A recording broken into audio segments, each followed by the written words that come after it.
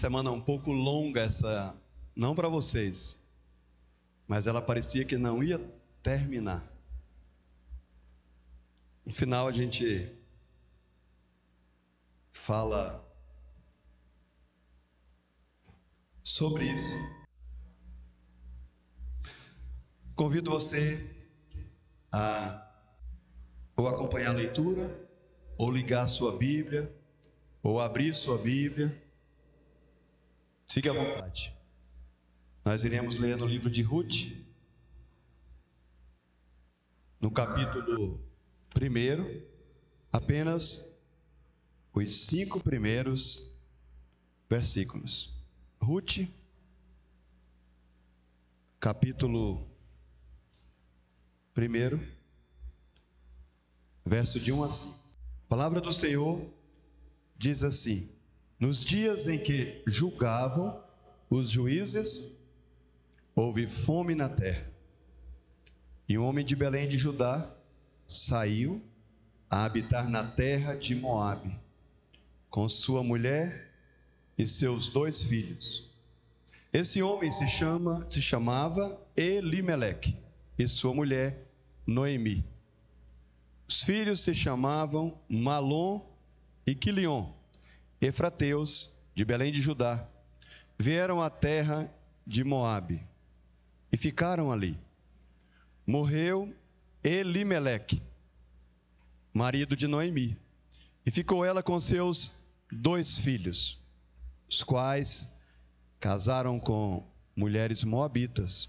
Era o nome de uma Orfa e o nome da outra Ruth. E ficaram ali quase 10 anos.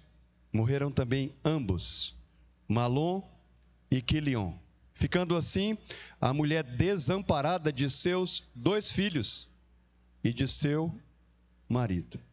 Vamos orar mais uma vez? Senhor Deus, nosso Pai que está nos céus, nós te agradecemos por essa noite, pelo grande privilégio de adorarmos o único Deus vivo e verdadeiro, por intermédio do seu único Filho, o Senhor Jesus Cristo, o nosso Salvador. Pai, muito obrigado, porque o Senhor é que produz momentos como esse, momento onde a nossa alma se une com a tua pessoa, onde nós contemplamos como tu és misericordioso, bondoso e amoroso. Isso para nós é de grande alegria, nos dá ânimo, nos dá esperança. Diante da tua palavra agora, reconhecemos a nossa completa necessidade de ti, do teu Santo Espírito. Que o Senhor fale aos nossos corações, que o Senhor modifique a nossa maneira de viver, de pensar nesse mundo, e que o nosso coração possa se alinhar com o teu coração, e que nós possamos andar na tua presença cheios de esperança. É o que nós pedimos e agradecemos, em nome de Jesus. Amém.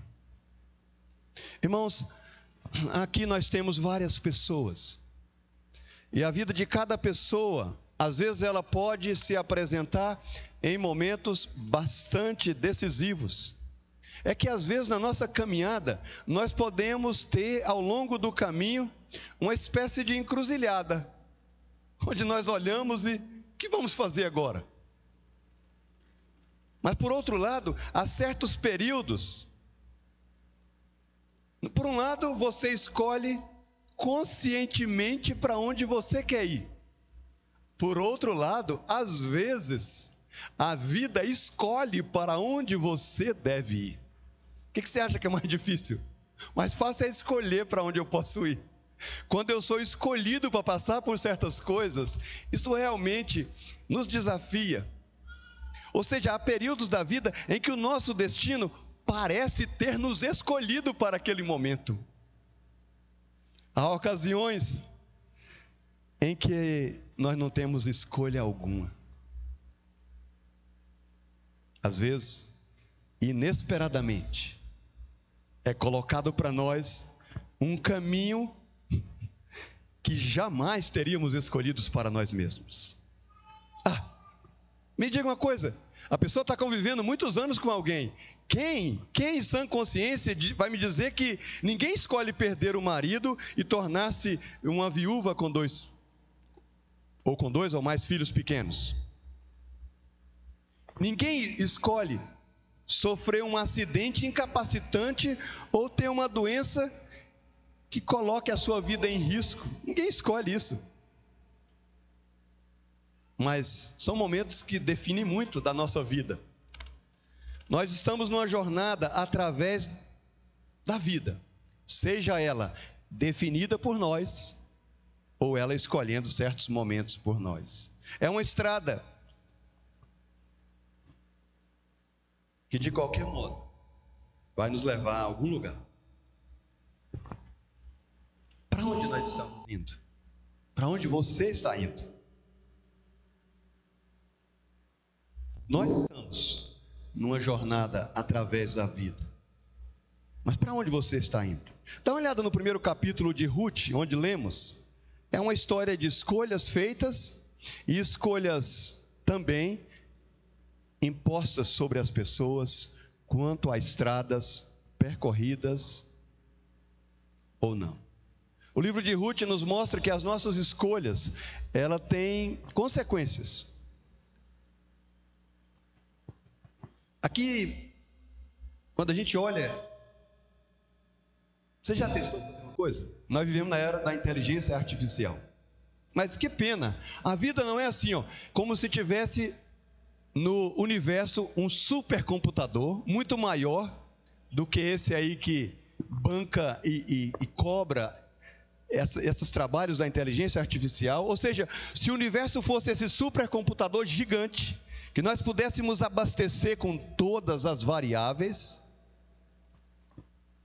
e ele desse para nós o que queríamos, uma resposta clara e previsível.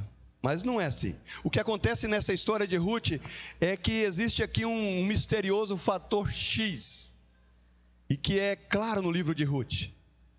Aqui nós vemos que tem algo aqui que parece que pode mudar toda a história. E aliás é a única coisa que pode mudar a minha vida e pode mudar a sua.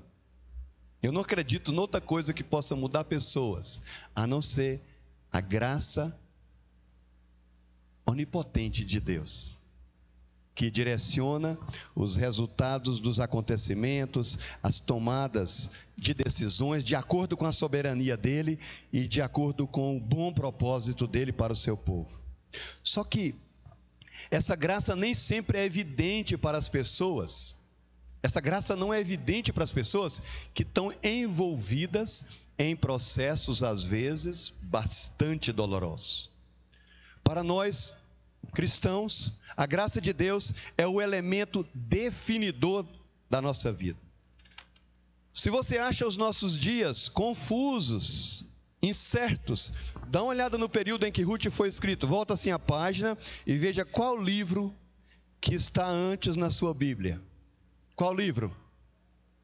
Juízes. Agora olha o capítulo 21 e olha como é que as pessoas tomavam decisões nesse período. Juízes 21, o verso 25, e nós estamos verificando no nosso texto o período em que esse livro de Ruth foi escrito. Vamos ler o versículo 21, 25. Naqueles dias não havia rei em Israel, cada um fazia o que achava mais certo. Não é que parece um pouco, linka com a nossa época? Ou seja, a gente aqui não tem uma data específica do livro de Ruth, capítulo 1, mas era um período em que cada um fazia o que achava mais reto. Ou seja, o povo da aliança, eles estavam num período em que havia juízo de Deus e bênção. Juízo de Deus e bênção. O período aqui é de juízo. Aqui é um período em que, olha o primeiro versículo. Vamos ver, em segundo lugar, a escolha de Elimeleque. O período vocês já viram, mas olha a escolha nesse período. O versículo 1 diz assim: nos dias em que julgavam os juízes, foi no período dos juízes, cada um fazia o que era melhor aos seus próprios olhos. O que houve? Fome na terra. E o homem E um homem de Belém, de Judá, saiu a habitar na terra de Moabe com sua mulher e seus 2 filhos. Quem é esse homem que está saindo de Belém de Judá para fazer uma viagem para Moabe? Verso 2 diz: este homem se chamava Elimeleque, e a sua esposa, a sua mulher, Noemi. Os filhos se chamavam Malom e Quilion, efrateus de Belém de Judá. Vieram à terra de Moabe. Então vocês já sabem, e nós estamos viajando com eles, saindo de Belém de Judá para Moabe. O que está acontecendo é que ele viu que, você já viu no versículo 1, é que houve fome na terra. Ele, querendo melhor condição para a sua família, o que ele fez? Foi para um lugar, Belém, que é a terra do pão, estava sem pão. Então ele vai procurar sustento para a sua família. Só que sair de Judá e morar em Moabe, não é que você fala assim: eu estou servindo o Senhor hoje em Manaus, eu vou servir o Senhor em Brasília, eu vou servir o Senhor em São Paulo. Não é a mesma coisa em termos teológicos. Aqui eles estão dentro da terra prometida, dentro do local prometido pelo Senhor, o povo da aliança está em julgamento, está faltando para eles o sustento, e ele vai fazer uma coisa mais natural possível, vai buscar sustento para a sua família. Deus tinha chamado Elimeleque para viver em Belém, mas então não cabia a ele como mudar. Sabe por quê? Olha o que Moabe é para os israelitas. Como é que surgiram os moabitas? Vocês lembram? Aquelas histórias que a gente não gosta que nem tivesse na Bíblia. Os moabitas, eles haviam se originado de uma relação incestuosa entre Ló e a sua filha mais velha, conforme está lá em Gênesis 19. O rei de Moabe, Balaque, ele tinha contratado Balaão para fazer o que com Israel? Para amaldiçoar Israel, quando o povo saiu do Egito. Está em Números 22 até o 24. As mulheres moabitas, elas tinham sido uma pedra de tropeço para Israel no deserto, seduzindo os israelitas a adorar falsos deuses. Está lá em Números 25. Pouco tempo antes, os moabitas tinham oprimido os israelitas nos dias de Eglon, conforme Juízes 3. Eu te pergunto assim: o que você acha da saída de Belém de Judá para Moabe? Será que seria um local legal para criar uma família piedosa, temendo ao Deus de Israel? Dá uma olhada numa coisa. Eles, antes de deixar a terra prometida, para ir para um lugar como Moabe, dá uma pensada. Quem está saindo de Belém de Judá para ir para Moabe é um homem de qual nome? Elimeleque. E o que significa o nome do Elimeleque? Meu Deus é rei. Perceba que tem coisas aqui que entram num contraste. Deus é rei, Deus está em Belém de Judá, mas ele está deixando o povo da aliança, o povo da promessa, e ele está indo para outro lugar, procurar uma coisa até natural, sustento para a sua família. Mas parece que o Senhor não governava mais no coração de Elimeleque, como também já não governava, pelo que vimos em Juízes 21, 25, no coração dos outros. Não havia rei na vida de Elimeleque. Ou seja, ele está no clima de Juízes. Cada um faz o que é melhor aos seus próprios olhos. Em vez de seguir o caminho do arrependimento e fé, confiando no Senhor para suprir as necessidades, ele se muda para buscar o que parecia melhor perspectiva para o sustento da sua família, humanamente falando. E ele escolhe o caminho para Moabe. Sabia que nós podemos tirar umas lições para nós até aqui, para a nossa vida? É que nós fazemos às vezes escolhas que não vai dar legal no futuro. Nós podemos ter problemas. Tem gente que às vezes os pais, como eu, perderam o cabelo no ambiente cristão. Aí os meninos vão ficando grandes e falam assim: sabe de uma coisa? Eu não quero saber do povo da aliança, do povo cristão, não. Eu estou querendo ir para Moabe. Lá fora há esperança. Sabe, Deus ordenou na sua palavra que eu preciso me casar, mas eu vou buscar uma noiva em Moabe, eu vou buscar uma noiva fora do ambiente. Eu acho os crentes da mente muito estreita, o povo da aliança. Eu preciso de gente de mente mais alargada, então eu vou buscar uma vida fora do povo da aliança. Essas são escolhas conscientes que nós fazemos, tem as nossas razões. Sabe o que menos importa nesse momento? É que o mais importante na nossa vida, raramente, quando entra nesse clima, é a vontade de Deus, conforme está revelada no seu livro. Especialmente quando envolve sentimento forte. Isso afeta diretamente as nossas melhores perspectivas e melhores escolhas. E às vezes não é só isso. Às vezes você escolhe algo meramente pelo sucesso que você vai obter. Raramente pensamos acerca do impacto das nossas escolhas, do que terão na nossa capacidade de criar a nossa família no mundo que muitas vezes não é o ideal. Sabe o que fazemos às vezes? Nós nos achamos soberanos. E o que nós fazemos? Agimos como soberanos da nossa própria vida, tomando a decisão que parece ser melhor, não pela fé, mas nós tomamos a decisão conforme os nossos próprios olhos, sem referência a Deus, sem pensar seriamente a respeito das consequências, implicações daquilo a longo prazo. Sabe o que acontece com muitas pessoas hoje? Fulano, você é cristão? Claro, sou brasileiro, eu vivo no Brasil, eu sou cristão. A pessoa só tem um rótulo, ela tem um rótulo de cristão, mas o cristianismo deles não tem impacto em nenhuma tomada de decisões, não é uma retirada de princípios da palavra de Deus. Esse homem, qual era o nome dele? Elimeleque? Meu Deus é rei, mas ele tomava algumas decisões em que Deus não era o seu rei, coisa nenhuma. As pessoas falam assim: eu creio em Deus, Deus é meu amigo. Quanto tempo gastamos com esse amigo? Qual a influência desse amigo na minha tomada de decisões? Qual é esse amigo no impacto da segurança para o meu coração? Qual é o impacto desse amigo na certeza da minha eternidade com ele? Lembra de Enoque? Para a gente pensar num personagem. O que Enoque fez? Aí você fala, Enoque? Em Gênesis 5, só sabemos uma coisa dele: Enoque andou com Deus.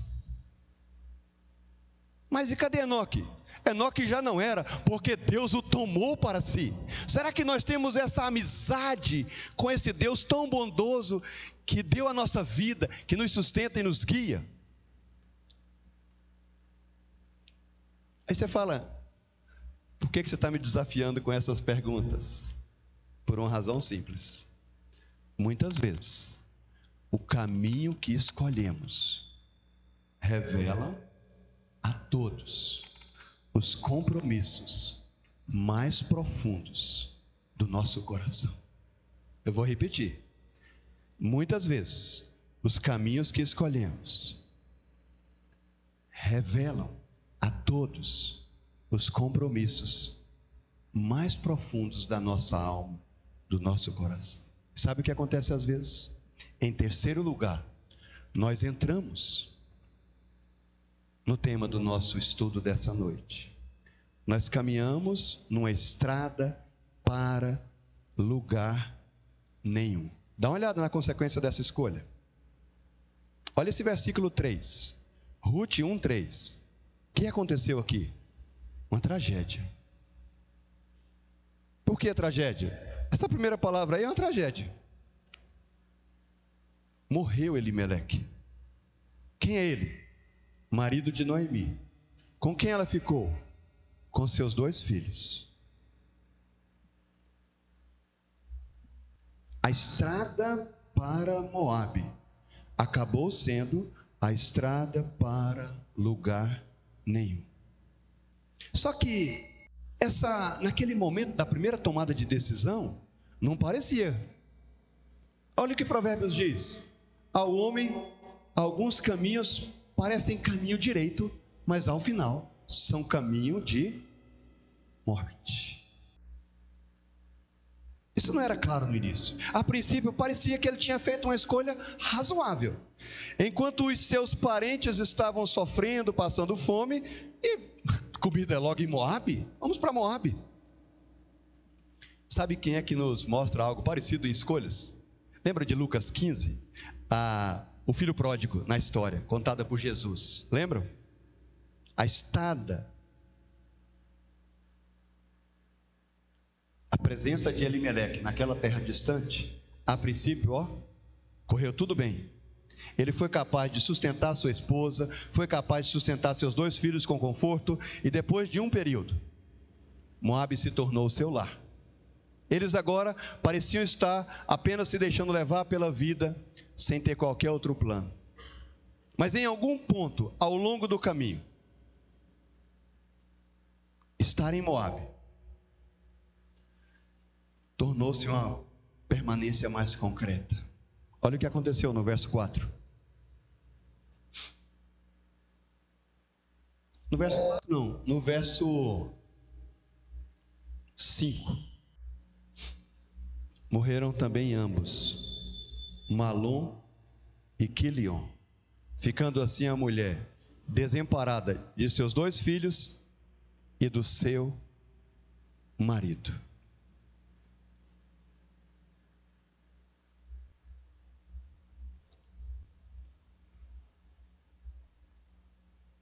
Ela tinha permanecido ali com seus 2 filhos. Eles se casaram com mulheres moabitas. Sabe qual o raciocínio deles?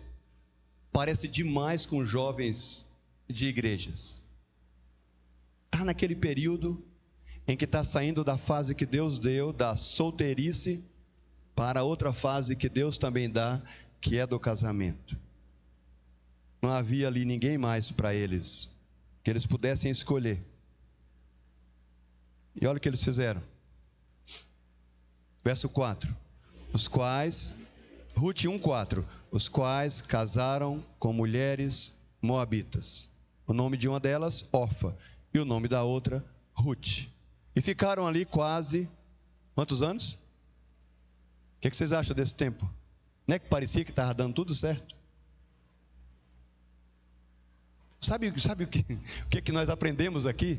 É que no início, quando nós abandonamos a vontade de Deus, a semelhança daquele profeta fujão do Jonas, o dinheiro da passagem tem, o barco está no porto, está tudo certo para você ficar bem longe da influência do evangelho de Deus. A pessoa fala: eu estou decepcionado com esse negócio de evangelho, com igreja, e aí embarca para bem longe. Não é que parece certo?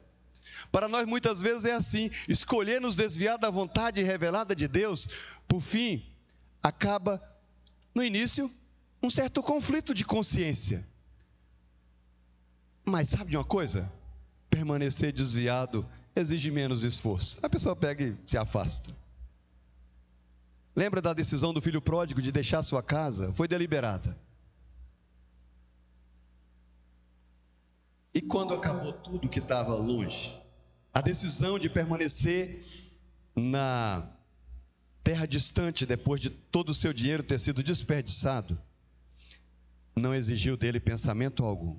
Às vezes, nós temos um obstáculo para voltar de escolhas erradas que fizemos. Sabe qual o maior obstáculo para alguém que ficou afastado do evangelho muitos anos? Aí fala assim: fulano, por que você não volta? Aí ele: não, quando der eu volto, deixa isso para lá. Sabe qual o obstáculo para a pessoa voltar? É um obstáculo dentro dela mesmo. Resume numa palavra: orgulho. Às vezes a pessoa não volta por isso. Às vezes o maior obstáculo para voltarmos para casa é o nosso orgulho. Odiamos a ideia de voltar para a nossa casa e família com a nossa vida, às vezes, despedaçada. E tendo que admitir que a nossa escolha anterior não foi boa, foi errada. Por algum motivo, parece mais fácil suportar a dor do vazio, longe às vezes dos irmãos de fé, longe da comunhão. A pessoa suporta a dor do vazio do que ela tomar a decisão de confessar que eu busquei a minha plenitude, a minha satisfação no lugar errado. Dá uma olhada nessa história. O Elimeleque morreu. A Noemi ficou amparada por quem? Pelo Malom e pelo Quilion. Deus não deu tempo de repensar a vida e retornar.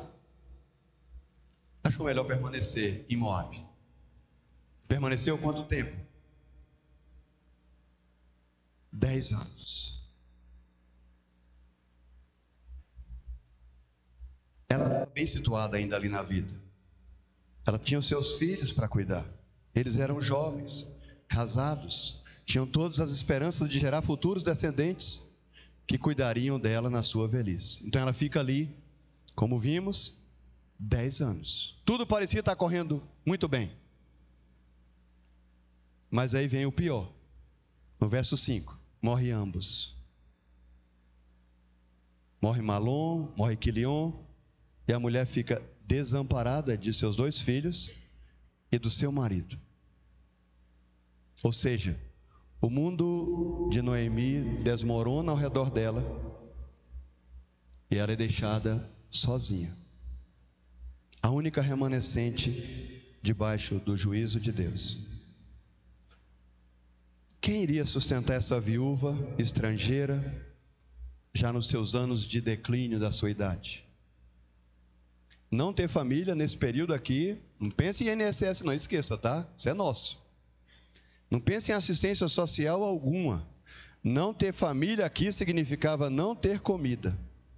Ela era uma estrangeira numa terra estranha, uma viúva já idosa, sem importância, numa cultura que a base dessa cultura é a família, sem ninguém para cuidar dela ou se importar com ela. Então, ela encara de novo um momento definidor na sua vida. Era tempo de fazer outra escolha. Ela teria que engolir o seu orgulho e voltar para o povo de Deus em Belém, onde ela tinha ouvido que agora havia alimento. Olha o verso 6. Ruth 1:6. O que ela faz? Então se dispôs ela com as suas noras e voltou da terra de Moabe, porquanto na terra de Moabe, ainda nesta, ouviu que o Senhor se lembrara do seu povo, dando-lhe pão. Todo mundo já sabe a história. Vamos pensar em algumas lições para nós. A primeira delas é que, né, que parece que Deus está ausente da história de Ruth até aqui. Só tragédia, né? Mas Deus está trabalhando. Em quarto lugar, perigo, Deus trabalhando. Normalmente, é mais a gente pensar que Deus está trabalhando na nossa vida. Isso nos faz sentir, lógico, confortáveis. Nesse período em que julgava os juízes, quando esse livro é escrito, a atividade de Deus é juízo e bênção. Houve o juízo, houve fome para o povo da aliança, e agora houve a volta de pão e sustento na terra de Judá. Então, esse padrão, ele funciona aqui no livro de Ruth. O que a gente tem é que ela se dispõe para voltar, porque Deus volta a sustentar o seu povo. O que nós temos aqui no cenário é que o povo de Deus havia se arrependido e estava recebendo o favor do Senhor de novo. Observe a história que vimos aqui à noite. Noemi, seu marido e seus filhos tinham partido numa jornada, do ponto de vista não é só geografia, aqui foi jornada na história do texto, uma jornada de desobediência. Eles tinham vivenciado a realidade do juízo de Deus. Como resultado, Elimeleque Malom, Quilion morreram, estavam mortos. Não havia esperança de arrependimento e retorno para eles. Mas olha a misericórdia de Deus. Deus, em sua graça, não tinha deixado a família de Noemi sem nenhum sobrevivente. Um remanescente permaneceu, dando a esperança ainda de haver um futuro. Uma coisa é certa, o juízo de Deus sobre o nosso pecado é certo, mas a palavra dele, ela é fiel. A última palavra dele. E a gente vê ao longo desse livro, aliás, quem já leu o livro todo de Ruth? Fica um incentivo para ler o livro. É uma das belas histórias da Bíblia. As ações de bênção e maldição, normalmente, às vezes não são físicas e concretas na nossa vida, como era no período aqui antigo. Às vezes nós recebemos algumas indicações no caminho, para que nós retornemos. Vocês já perceberam que os três não retornaram, nem Malom, nem Quilion e nem Elimeleque. O triste é que às vezes as pessoas abandonam o caminho da graça, saem e nunca mais retornam. Elas às vezes partem. Mas por outro lado, a gente vê a importância de considerar que o temor do Senhor é o princípio da sabedoria. É o caminho da vida em toda a plenitude. Se não fosse a misericórdia do Senhor, a bondade do Senhor, a gente não estava nem se interessando por Deus. Se não fosse a misericórdia e o amor do Senhor, nós acabaríamos à semelhança desses três. Nós nasceríamos, cresceríamos e morreríamos à semelhança de Elimeleque, Malom, Quilion. Nós morreríamos sem memórias, vítimas de nossas próprias decisões erradas, escolhas insensatas. Mas, ou seja, abandonados em nós mesmos, iríamos todos desaparecer um certo tempo depois. Só que tem uma coisa na Bíblia que deveria nos fascinar. A graça de Deus, ela é superior à nossa rebelião. Isso é uma coisa que mais nos cativa na Bíblia. A graça dele é superior à nossa rebelião. Sabe o que acontece? Deus move o coração de Noemi, apesar de toda a dor, para retornar para Belém e voltar para casa.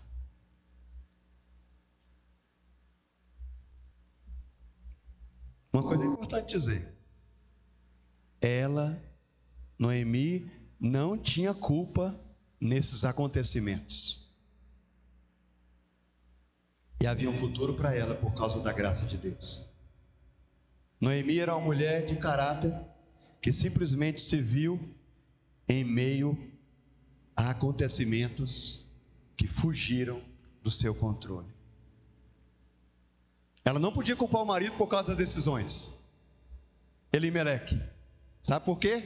Porque quando ela teve a oportunidade de tomar a decisão de voltar, ela ainda permaneceu em Moabe por 10 anos. Vocês acompanharam a história. Ela era pessoalmente responsável por pelo menos algumas das suas tribulações. Mas por mais longe que ela tenha ido de sua casa, o início da jornada de volta estava começando, e você é convidado a ler o livro depois. E o que nós temos, independente de qualquer escolha que fizemos em nossa vida, a semelhança da história que vimos nessa noite, o que nós temos nessa porçãozinha da Bíblia é que há esperança para cada um de nós, independente de qualquer decisão na nossa vida. Aqueles que escolheram o caminho da rebelião e insistiram nele, persistiram nele por longo tempo nesse caminho, há ainda um caminho de volta para casa.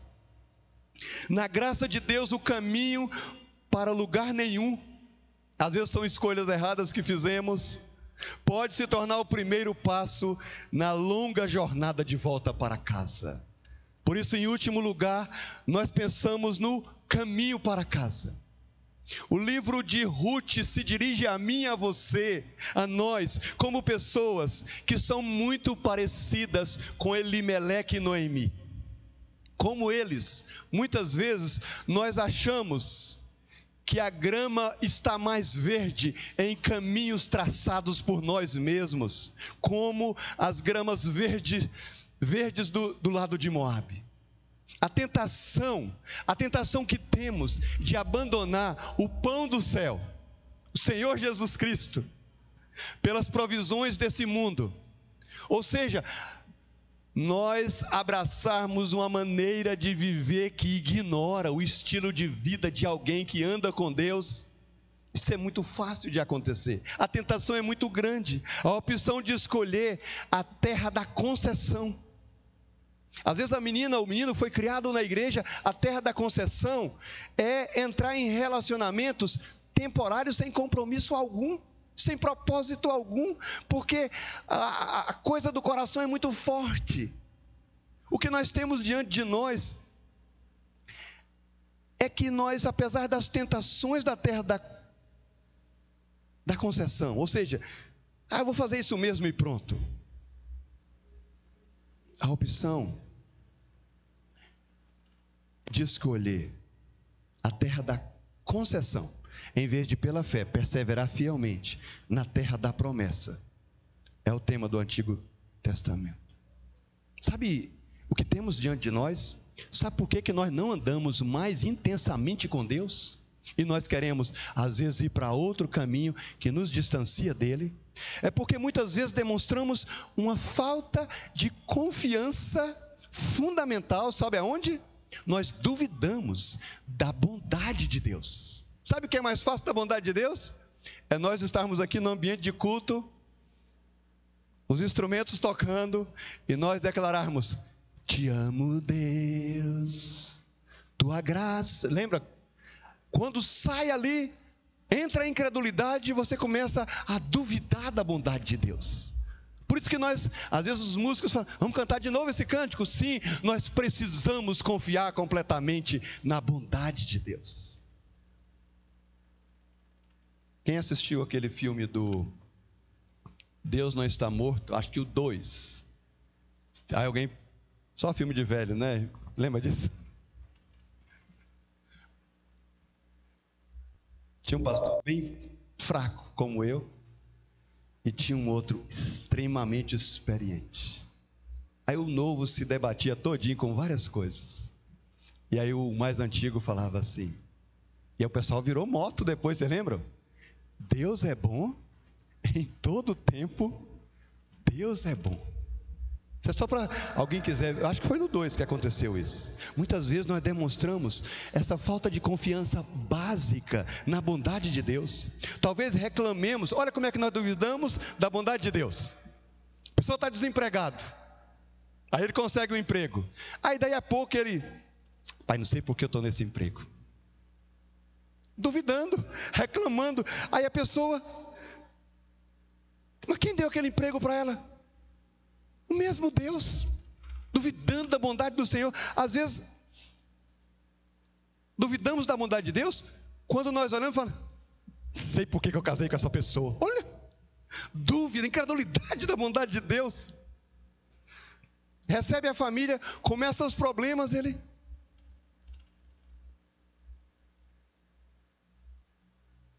aquilo que Deus na sua providência nos deu. Ficamos assim fantasiando acerca que os campos em Moabe estão mais verdes em outro lugar, lá em Moabe, e não naquilo que a bondade de Deus tem nos dado. Aí nós não celebramos amizades, nós não celebramos a família, nós não celebramos aquilo que é, como alguém disse, aquilo que o dinheiro não pode comprar. Nós queremos celebrar o que o dinheiro pode comprar. Talvez tenhamos de confessar que chegamos ao ponto de ter dado as costas para o caminho do Senhor e partimos, à semelhança deles, para os campos de Moabe, que pareciam oferecer um pão melhor. Mas a graça de Deus não apenas traz, por isso depois leia Ruth, A graça de Deus traz não apenas aqueles que foram estrangeiros como Ruth, mas a graça de Deus, ela é estendida àqueles que um dia andaram na presença de Deus, numa igreja, adorando o Senhor com o máximo de alegria, e acharam que a grama estava mais verde fora das fileiras da fé. A graça de Deus vai atrás. A razão de termos esperança é por causa da fidelidade de Deus para o seu povo. Deus está comprometido em salvar um povo para si mesmo, e Ele não abre mão. Ele não faz buscando em nós padrões perfeitos de comportamento e virtude, mas alcançando pecadores rebeldes como nós, e pelo seu Santo Espírito nos transformando de dentro para fora. Esse é um trabalho lento, mas eu vou te falar uma coisa: parece que Deus não é apressado. Quanta paciência com o nosso caráter tão frágil, teimosos às vezes. Esse trabalho lento muitas vezes envolve, sabe o quê? Caminhos dolorosos que Deus traça para nós, como traçou para essa família. À medida que Deus, Ele subverte a nossa confiança. Nós às vezes depositamos a confiança completa de nossos corações naquilo que não é Deus, e Deus vai lá e puxa o tapete e tira para verificar como é que Ele vai reagir sem isso. Aí você fala: será que Ele está brincando comigo? Não, Ele não está fazendo isso. É porque você está confiando mais nisso do que em mim. É por isso que eu estou tirando isso de você. Lembra daquela pessoa? Olha como Deus faz isso às vezes de forma assim inusitada. Lembra do filho da promessa, Isaac? Quem prometeu o filho? Deus. Mas de repente, no meio da história, o que Deus fala? Abraão, é a hora. Que hora, Senhor? De sacrificar Isaac. É o filho da minha velhice. Sim. Às vezes Deus tira, para que aquilo que nós estamos depositando, o sentido da nossa vida, seja removido, para que a nossa confiança descanse em Deus e na sua graça. Aí você fala: mas sarcasmo isso? Não. Lembra da história bíblica? O filho pródigo. O menino saiu de casa, pegou a herança e foi. Gastou tudo e consumiu tudo. Lembra? O pai foi para lá, sentou, colocou os pés na mesa e ficou esperando o menino. O que ele fez? Ele foi para a estrada e ele ficou pronto para abraçá-lo.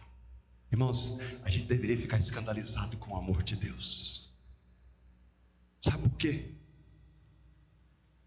O pai do pródigo não se assenta na sala com os pés para cima, esperando que o filho voltasse. Ele corre para se encontrar com ele na estrada. Lucas 15:20. Assim também, olha que coisa boa, nós fazemos escolhas loucas, ou às vezes nós somos escolhidos para escolhas loucas. Sabe o que acontece? Deus não nos deixa voltar a fazer a jornada para os braços dele sozinho. Em Cristo, e somente por meio de Cristo, Deus vem correndo até nós. Conquanto Elimeleque tenha deixado o lugar da fome, em busca da falsa bênção em Moabe, sabe o que aconteceu? Jesus Cristo deixou as glórias do céu para nos trazer uma verdadeira bênção sólida, duradoura na terra. Ele é a única rota de escape para a eternidade, para a renovação do cosmos, novos céus e nova terra, onde habita a justiça. Jesus, ele saiu da presença do Pai de glória para vir a se exilar no meio de gente como nós. Ele veio habitar entre nós, cheio de graça e de verdade. Ele saiu da presença do Pai para o exílio, a fim de, sabe o quê? Destruir o seu e o meu castelo de areia, para que nós pudéssemos construir a nossa vida sobre a rocha que é Cristo. Isso é bênção demais. Jesus, ele veio para nos resgatar, para que nós abandonemos os nossos reinos pequenos, reinos onde nós achamos que somos os governantes, para que nós sirvamos ao verdadeiro Rei dos reis e Senhor dos senhores. Isso é bênção. O Deus que nos esvazia dos nossos pequenos projetos, o Deus que retira e nos despoja, às vezes dolorosamente, daquelas coisas preciosas que confiamos. Esse mesmo Deus, ele sabe o que é perder o de mais precioso. Deus sabe o que é ser deixado sozinho. Sabe ou não sabe? Deus sabe o que é ser deixado sozinho. Deus sabe o que é ser abandonado pelos seus amigos. Deus sabe o que é ser pendurado numa cruz por pecadores como nós. Cada lágrima resultante das perdas que Deus inflige em nós é uma lágrima cujo custo Ele compreende. O coração de Deus certamente sangrou quando o seu Filho sangrava por pecadores como nós na cruz do Calvário. Isso é impressionante no amor. O que nós temos diante de Deus é impressionante, porque o sofrimento da obra purificadora de Deus nunca é severo. É na medida, às vezes, o que Deus produz em nós, para que nos voltemos para Ele, que é a verdadeira realidade. A medida que nós recebemos, ela é destinada a nos mostrar quão vazios são alguns caminhos que tomamos para nós mesmos. Na verdade, muitas coisas que Deus permite em nós é para que abandonemos os nossos caminhos e nos voltemos para o caminho dele. Sabe o que nós temos diante de nós? Mais do que quando voltamos para Ele, descobrimos que o prazer de Deus é preencher o vazio que criamos em nossas vidas. Aí você fala, onde está isso na Bíblia? Veja a atitude do Pai, a alegria dele ao vestir o pródigo nu. Veja a alegria de Deus em honrar o pródigo humilhado. Emociona-se em alimentar o pródigo faminto e se regozija, faz uma festa com o filho pródigo abatido. Sabe o que Deus faz? Ele humilha assim os orgulhosos, mas uma vez que reconhecemos a nossa pobreza interior, Ele se alegra em nos exaltar. Ele é um Deus realmente maravilhoso. Sua graça e sua misericórdia são grandes. Se quiser depois você leia o livro de Ruth. Mas você pode ficar com esse pensamento: Deus não economizou o seu próprio filho. O que ele fez? Antes, por todos nós, o entregou. A pergunta vem para pensarmos: como esse Deus maravilhoso não nos dará graciosamente com o Filho todas as coisas? Eu tenho uma pergunta para você pensar, e a gente encerra com isso, e eu convido o grupo de louvor para adorarmos.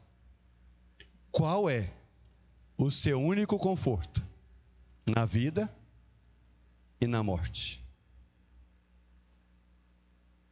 Sabe qual a resposta que Deus nos dá na sua palavra? O único conforto na vida e na morte é aquele que fez tudo por nós, para que nós nos aproximemos de Deus. Deus amou ao mundo de tal maneira que deu a sua maior riqueza, o seu próprio Filho, para que todo que nele crê não pereça, mas tenha a vida eterna. Quero te falar uma coisa: a coisa mais necessária para andarmos com Deus hoje já foi feita há algum tempo atrás, na cruz do Calvário. Sabe o que você tem que fazer? Volte para casa. Aconchegue-se em Deus. Que Ele abençoe a sua vida e abençoe a nossa vida, cada dia. Por favor. Vamos ficar de pé, por gentileza? Não,